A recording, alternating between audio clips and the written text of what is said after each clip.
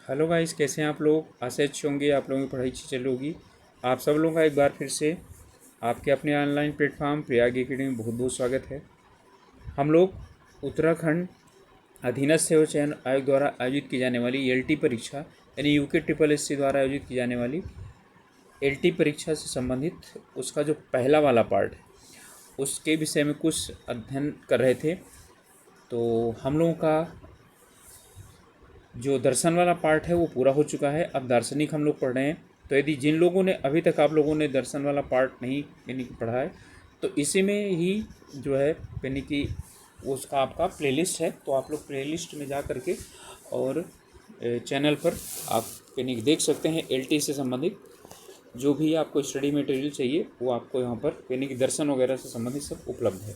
First जो यानी portion है फर्स्ट पार्ट से संबंधित। चलिए शुरुआत करते हैं।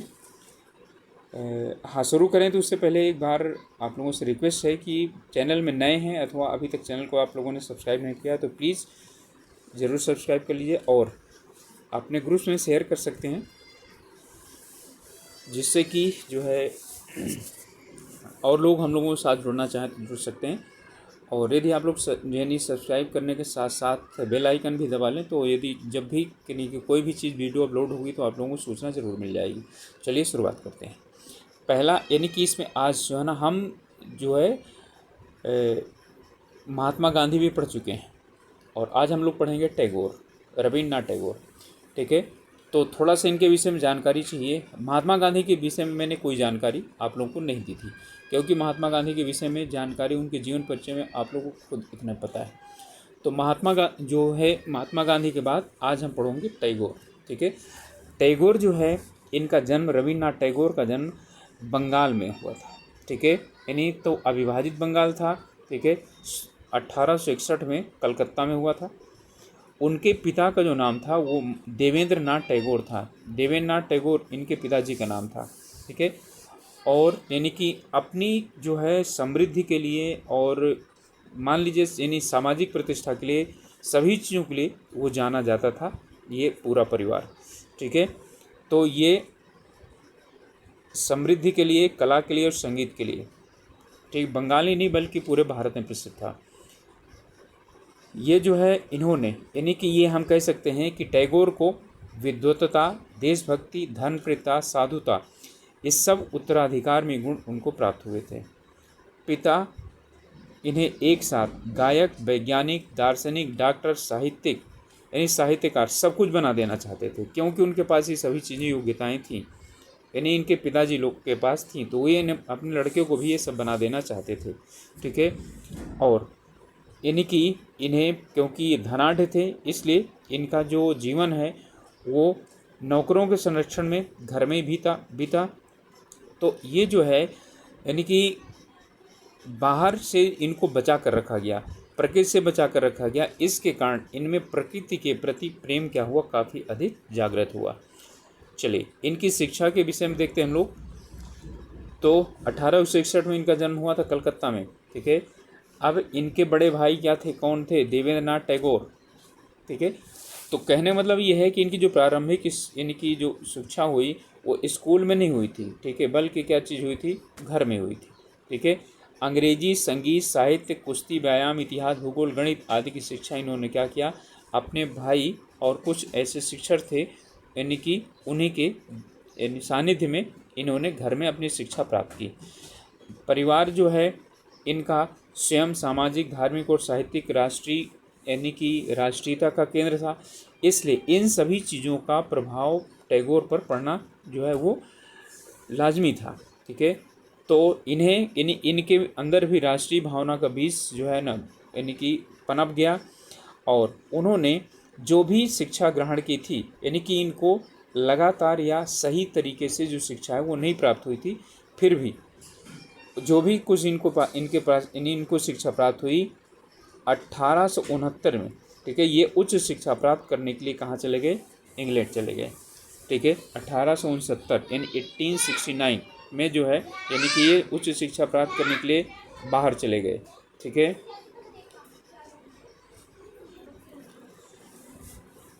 वहाँ पर जा कर के इन्होंने स्कूली शिक्षा यानी कि जो है यानी शिक्षा प्राप्त किया। और वहाँ भी इन्होंने किसी विद्यालय में प्रवेश नहीं लिया। क्योंकि जो है ना, यानी कि वहाँ पर जो है यानी कि इनका उतना मन शायद नहीं लगा। परंतु जब ये घर वापस आए तो यहाँ पर आने के बाद इनकी जो कुशाग्र बुद्धि थी, ठीक है, और भावुक हृदय, प्रकृति प्रेमी थी, और जन्मजात तो प्रविधा यानी इनकी प्रतिभा थी वो क्या हो गई, विकसित हुई। ओके, चलिए आगे देखते हैं कि इन्होंने, टैगोर जी ने भारत में वापस आने के बाद क्या क्या किया। 1881 में ये भारत से वापस आए, ठीक है, और उन्होंने व्यावहारिक जीवन में जो है ना, यानी कि इनका तब से था ही और भी अधिक व्यावहारिक हो गया। सबसे पहले ये भारत में लौटकर इन्होंने सामाजिक, जाति, राष्ट्रीय भावना से प्रेरित होकर के एक लेखक के रूप में अपना व्यावहारिक जीवन प्रारंभ किया, ठीक है। और 1881 तक, यानी 1881 में इन्होंने यानी कि एक मासिक पत्रिका भारती, और उसके बाद 91 से लेकर के 94 तक साधना नामक पत्रिका में अपने लिए लिखे, ठीक है। यानी कि 1881 तक इन्होंने भारती में जो है ना अपने लेख लिखे। उसके बाद इन्होंने 1891 से 94 तक साधना में अपने लेख लिखे। गीतांजलि इनका सबसे प्रमुख रचना थी, जिसके लिए इन्हें क्या मिला है, नोबेल यानी कि पुरस्कार भी प्राप्त हुआ है 1913 में। अपने विचारों आदि को यानी कि प्रसार करने के लिए इन्होंने शांति निकेतन की स्थापना 1901 में की थी, जिसे आज हम क्या बोलते हैं, विश्व भारती विश्वविद्यालय के नाम जानते हैं। ये कलकत्ता में है, ठीक है। तो ये प्रश्न बिल्कुल पूछा जाता है, शांति निकेतन की स्थापना इन्होंने कब की थी, तो 1901 में की थी, जिसे आप विश्व भारती विश्वविद्यालय के नाम से जानते हैं। ओके, चलिए शांति निकेतन, ठीक है। शांति निकेतन को उन्होंने, यानी कि जो रविन्द्रनाथ टैगोर थे, घरेलू उद्योग, ग्राम स्वशासन, सहकारिता, प्रारंभिक प्रौढ़ शिक्षा आदि का विकास, ग्रामोद्धार, कृषि विश्वविद्यालय, प्रयोगशाला, पुस्तकालय आदि के लिए आध्यात्मिक अनुभूति की ओर इन्होंने क्या किया, यानी कि पैर बढ़ाए, अर्थात इन सभी का वहाँ पर अध्ययन कराने की इन्होंने कोशिश की। 1912 से 1916 तक इन्होंने विश्व का भ्रमण किया और सब जगह विश्व शांति, एकता और मातृत्व का संदेश दिया। 1915 में ब्रिटिश सरकार ने 1916 में इन्हें नाइटहुड की उपाधि दी, ठीक है, और 1941 में इनकी क्या हुई, मृत्यु हो गई। तो इसमें दो चीज़ें प्रमुख हैं। पहली बात, शांति निकेतन की स्थापना कब किया, 1901 में। नाइटहुड की उपाधि किसने दी, ब्रिटिश सरकार ने दी। कब दिया, 1916 में दिया, ठीक है। 1915 के लिए दिया गया था, लेकिन वो दिया जाता है 1900 यानी एक साल बाद, 1941 में इनकी क्या हो गई, मृत्यु हो गई। ओके, चलिए अब इनके हम दार्शनिक सिद्धांत कुछ पढ़ लेते हैं, जिनके आधार पर, ठीक है, इनका आगे शिक्षा दर्शन, ठीक है, आधारित होगा। तो इनके जीवन में अब देखिए, इनमें जो है ना क्या क्या दिखाई पड़ता है, हमें आदर्शवाद भी दिखाई पड़ता है, प्रकृतिवाद भी दिखाई पड़ता है, यथार्थवाद भी दिखाई पड़ता है, प्रयोजनवाद भी दिखाई पड़ता है, लोकतंत्रवाद भी दिखाई पड़ता है, मानवतावाद भी दिखाई पड़ता है, विश्ववाद भी दिखाई पड़ता है, वसुधैव कुटुंबकम की बात करते हैं, ठीक है। तो यानी कि इन्होंने जो है यानी कि सभी इनमें, और जो है ये इन विचारधाराओं को आप अच्छी तरह से जानते हैं। आदर्शवाद नहीं पता है, आदर्शवाद, प्रकृतिवाद, यथार्थवाद, प्रयोजनवाद, ठीक है, ये आपके सब यानी कि सिलेबस में है और ये अपलोड किया जा चुका है और वीडियो यानी इसके डले हुए हैं। आप लोगों को नहीं पता है तो इसे प्लीज़ एक बार आप लोग पढ़ लीजिए, और एक बार आप लोग इन्हीं की ध्यान ले लीजिए कि जो है आप लोग यदि ये सोचते हैं कि हाँ सिर्फ और सिर्फ क्या करवा दिया जाए, आप लोगों को MCQ करवा दिया जाए, इससे आप लोगों का कोई कल्याण नहीं होगा। क्योंकि जब तक आप लोग थियरी नहीं पढ़े रहेंगे ना, तो आप लोगों को जो है यानी कि MCQ करने से कुछ नहीं होगा। MCQ तभी काम आता है जब आप रिवीजन कर रहे होते हैं, ठीक है। तो आपको कम से कम थियरी तो पता होनी चाहिए ना, लेकिन आप लोग सोचते हैं हम ज़्यादा से ज़्यादा MCQ करें, टेस्ट पेपर लगाएं, उससे कुछ हो जाएगा। नहीं, उससे कुछ नहीं होना है, ठीक है। तो टेस्ट पेपर से आपको कोई खास यानी सहायता नहीं मिलने वाली है, ठीक है। चलिए, इनका जो यानी कि एक सिद्धांत है वो मैंने वहाँ पर बता दिया, वो यानी उनको एक्सप्लेनेशन नहीं किया। और वो क्या बोलते हैं, प्रजातंत्रवाद आप लोग अच्छी तरह से जानते हैं, लेकिन और मानवतावाद का मतलब है कि मानव को पहले स्थान पर रखना। अब आता है इसके बाद विश्ववाद, ठीक है।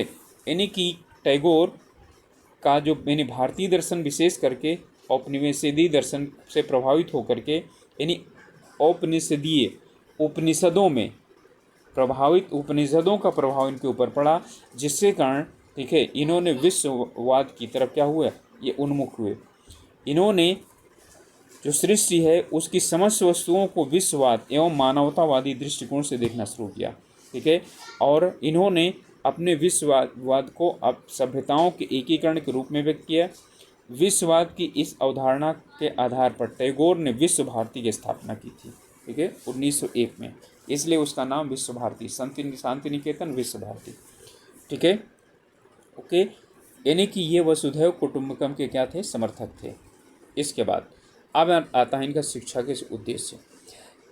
तो अब इनके अनुसार शिक्षा का मुख्य उद्देश्य बालक की जो जन्मजात शक्तियां हैं ना, उनका विकास करके उसके व्यक्तित्व को चतुर्मुखी और सर्वांगीण विकास करना है। अब जन्मजात शक्तियां कौन मानता है, प्रकृतिवाद, बिल्कुल प्रकृतिवाद यहाँ पर आ गया, ठीक है। लेकिन उसके यानी चतुर्मुखी विकास यानी सर्वांगीण विकास करना जो है, यानी कि शिक्षा का उद्देश्य होना चाहिए।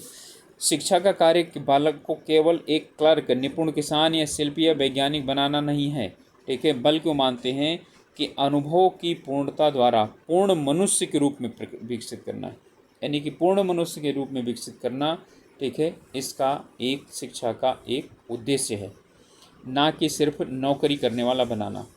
इस बात आता है बालकों की प्रकृति से घनिष्ठ संबंध में रहकर शिक्षा देने की व्यवस्था होनी चाहिए। मानते हैं कि यानी बालक की जो शिक्षा है ना, वो यानी बालकों से के साथ प्रकृति के साथ जुड़ा हुआ होना चाहिए। मतलब बालक में जिस प्रकृति, जो प्रकृति उसके अंदर है, उसको ज़्यादा बाहर लेकर के आना चाहिए, ठीक है।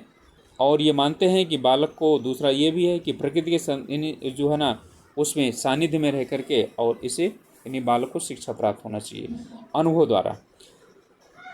विद्यार्थियों को नगरों की अनैतिकता, भीड़ और गंदगी से दूर प्रकृति के शांत और सायेदार एकांत स्थान में रखा जाना चाहिए। यानी कि वो मानते हैं कि इन सभी चीज़ों से दूर होना चाहिए बालक को, जिसके कारण वो वाली जो है उसके अंदर क्या ना आए, ठीक है, गुण विकसित ना हो। इसके बाद अगला है कि शिक्षा राष्ट्रीय होनी चाहिए, उसे भारत के भूत भविष्य का ध्यान भी रखा जाना चाहिए। भारतीय शिक्षा में भारतीय विद्यालयों के पाठ्यक्रम में भारतीय दर्शन प्रमुख रूप से क्या होना चाहिए, पढ़ाया जाना चाहिए। मानते हैं भारतीय विद्यार्थियों को भारतीय विचारधारा, भारतीय समाज की पृष्ठभूमि का बिल्कुल ज्ञान होना चाहिए। प्रत्येक बालक एवं बालिका में संगीत, चित्रकला, अभिनय की योग्यता का क्या होना चाहिए, विकास होना चाहिए। और ये यानी कि उद्देश्य हैं किसके, शिक्षा के, यही उद्देश्य होने चाहिए। यानी कि मातृभाषा शिक्षा का माध्यम होना चाहिए, क्योंकि उससे ही संपूर्ण राष्ट्र को अच्छे प्रकार से शिक्षित किया जा सकता है। सच्ची शिक्षा बालकों को स्वतंत्र प्रयासों से ही प्राप्त की जानी चाहिए, यानी कि खुद के स्वयं को यानी जो है ना प्रयास के द्वारा शिक्षा। अनंत मूल्यों की प्राप्ति विदेशी भाषा से संभव नहीं है, इसलिए मातृभाषा का प्रयोग करना चाहिए। यानी कि ये मानते हैं कि मातृभाषा से ही क्या है, मूल्यों की प्राप्ति हो सकती है। विद्यार्थियों को पुस्तकों के बजाय प्रत्यक्ष स्रोतों का ज्ञान का अवसर देना चाहिए।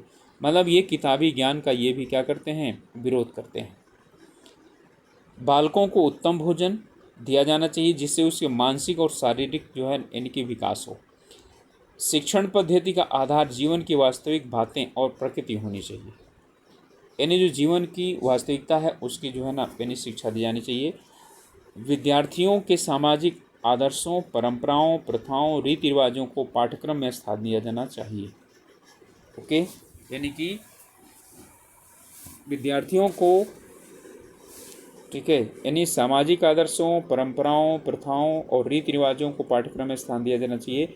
बालकों की इस प्रकार की शिक्षा दी जानी चाहिए जो उन्हें आध्यात्मवाद की ओर अग्रसर ले जाए, यानी कि आध्यात्म की ओर ले जाना ही शिक्षा का उद्देश्य एक होना चाहिए। बालक का जन्म प्रकृति और मनुष्य दोनों के संसार में होता है, अतः दोनों के लिए उसका आकर्षण बनाए रखना चाहिए। शिक्षा बालक में उच्च कोटि की धार्मिक भावना जागृत करनी चाहिए, जिससे उसे मानवता कल्याण की क्षमता क्या हो, विकसित हो सके। ओके, चलिए इसके बाद आता है पाठ्यक्रम। तो तो ये यानी कि इनके अनुसार पाठ्यक्रम क्या होना चाहिए, यानी इन उद्देश्यों की प्राप्ति के लिए क्या क्या पढ़ाया जाना चाहिए। तो ये मानते हैं कि मनुष्य का पूर्ण विकास करना ही क्या है, मुख्य उद्देश्य है। इसके लिए उन्होंने जो है इस उद्देश्य की पूर्ति के लिए व्यापक और विस्तृत पाठ्यक्रम यानी कि प्रस्तुत किया है। उन्होंने माना है कि शिक्षा तभी अपने मुख्य उद्देश्य की प्राप्ति कर सकती है जबकि पाठ्यक्रम में मानव जीवन के विभिन्न पक्षों यथा शारीरिक, मानसिक, भावात्मक, सामाजिक, नैतिक, आध्यात्मिकता का क्या हो, विकास हो और इन्हें ध्यान में रखा जाना चाहिए। ठीक है, अब हम देखते हैं कि टैगोर जी ने अपने शांति निकेतन में यानी कि जो वर्तमान में विश्व भारती विश्वविद्यालय है उसमें विभिन्न क्रियाओं को पाठ्यक्रमों का यानी कि किन किन पाठ्यक्रमों को किन किन क्रियाओं को उन्होंने अपने पाठ्यक्रम में स्थानांतरित किया था। ठीक है, ये विषय भी हो सकते हैं, क्रियाएं भी हो सकती हैं और पाठ्येतर क्रियाएं भी हो सकती हैं। ओके, चलिए पढ़ते हैं। विषय कौन कौन से पढ़ाए जाने चाहिए, इतिहास, भूगोल, विज्ञान, प्रकृति विज्ञान, साहित्य, ये पढ़ाए जाने चाहिए। क्रियाएं बागवानी, भ्रमण, अभिनय, ड्राइंग, क्षेत्रीय अध्ययन, प्रयोगशाला कार्य, अजायब घर के लिए वस्तुएं आदि होनी चाहिए।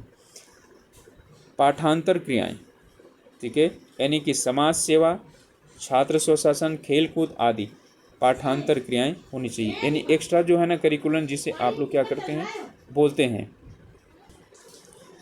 इस तरह से जो टैगोर हैं ये मानते हैं कि पाठ्यक्रम विषय प्रधान न होकर के क्रिया प्रधान होना चाहिए।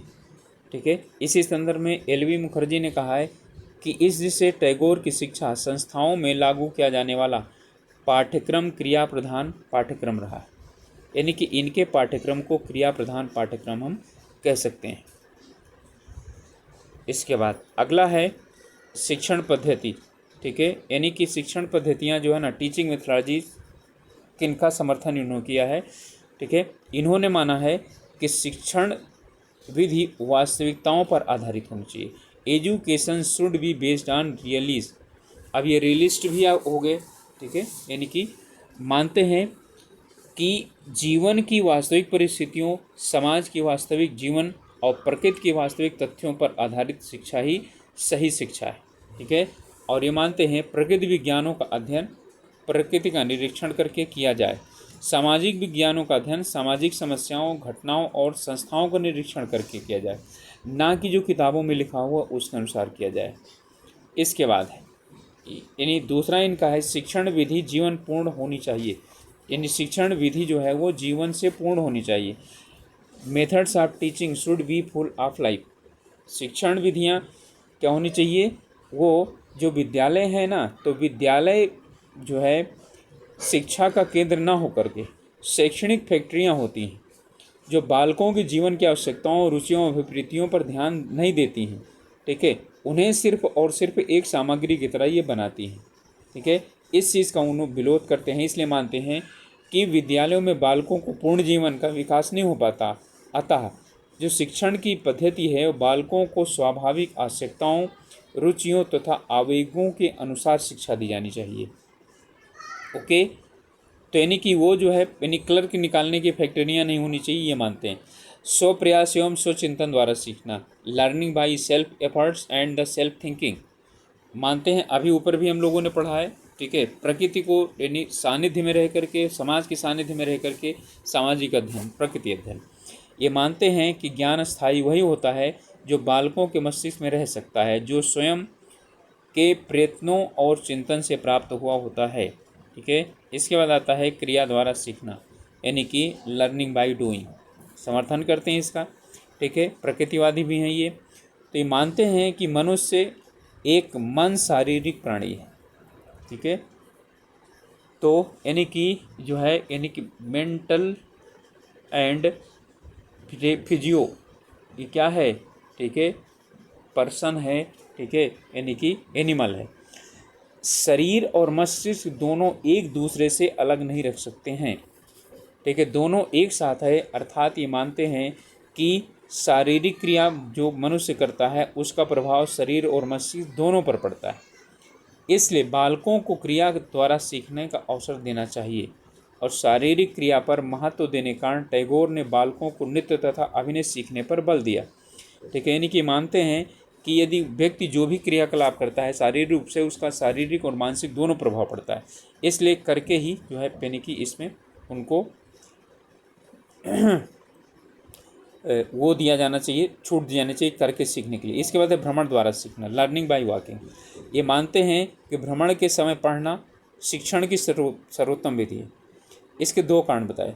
भ्रमण के समय हमें अनेक वस्तुओं को प्रत्यक्ष रूप से देखना, उनका अध्ययन करने का मौका मिलता है।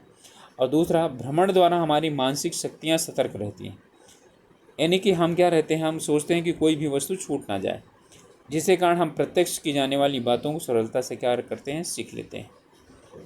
ओके, इसके बाद आता है हमारा वाद विवाद एवं प्रश्नोत्तर विधि। तो इन्होंने यानी कि इनके अनुसार ये मानते हैं कि जो है वास्तविक शिक्षा पुस्तकों पर आधारित ना होकर जीवन एवं समाज पर आधारित होनी चाहिए। और उन्होंने वाद विवाद और प्रश्नोत्तर आधारित जो है शिक्षा को यानी विधि को सबसे अधिक महत्वपूर्ण दिया इसके लिए। और ये मानते हैं, ठीक है, कि प्रश्नोत्तरों के द्वारा बालक के समक्ष दैनिक जीवन की समस्याओं को रखा जाना चाहिए और उन सब पर वाद विवाद करके उसके हल के तरीके बताए जाने चाहिए। ठीक है, ये विधियाँ थी इनकी। चलिए अब हम लोग बात करते हैं विद्यार्थी, शिक्षक, स्कूल और अनुशासन। तो ये जो है मानते हैं अनुशासन की, जहाँ तक बात आएगी, अनुशासन से तात्पर्य स्वाभाविक अनुशासन से। तो ये अनुशासन को एक मूल्य या आदर्श माना और यह व्यक्ति के नैतिक विकास के लिए अति आवश्यक है। अनुशासन को भी ये अच्छी तरह से मानते हैं। अब आप लोगों ने यदि पढ़ रखा है, ठीक है, तो चलिए शुरुआत करते हैं। विद्यार्थी, तो इनकी जो शिक्षा प्रणाली है वो क्या है, विद्यार्थी केंद्रित है। ठीक है, यानी कि चाइल्ड सेंटर्ड है। तो विद्यार्थी केंद्रित है। ठीक है, विद्यार्थी केंद्रित इनकी शिक्षा यानी कि जो सिद्धांत है वो विद्यार्थी केंद्रित है। यहाँ पर इन्होंने देखिए वाद विवाद प्रश्नोत्तर विधि यहीं पर आया है। अध्यापक क्या है, मात्र सहायक है। बता रहा है कि बालकों के समक्ष दैनिक जीवन की समस्याओं को रखा जाना चाहिए। कौन रखेगा, अध्यापक। हल कौन करेगा, बालक। हल करने में यानी कि क्या करना चाहिए, मदद करना चाहिए। इसका मतलब ये हो गया कि अध्यापक सिर्फ एक क्या है, सहायक है, ठीक है, पथ प्रदर्शक है और क्या है, मात्र मित्र है। ठीक है, इसके बाद विद्यालय। तो विद्यालय तो मानते हैं ये, यानी विद्यालय का विरोध तो करते हैं, लेकिन ये विद्यालय का समर्थन करते हैं। लेकिन विद्यालय कैसा होना चाहिए, जो प्राकृतिक वातावरण में, ठीक है, वहाँ पर किसी प्रकार का कोई क्या नहीं होना चाहिए, सिलेबस नहीं होना चाहिए, जो इन्होंने बताया उसके अनुसार होना चाहिए। ठीक है, तो विद्यालय को ये अति आवश्यक नहीं मानते हैं, लेकिन हाँ विद्यालय हो लेकिन वो प्रकृति की गोद में हो तो बहुत अच्छा होगा। तो ये जो है हमारा था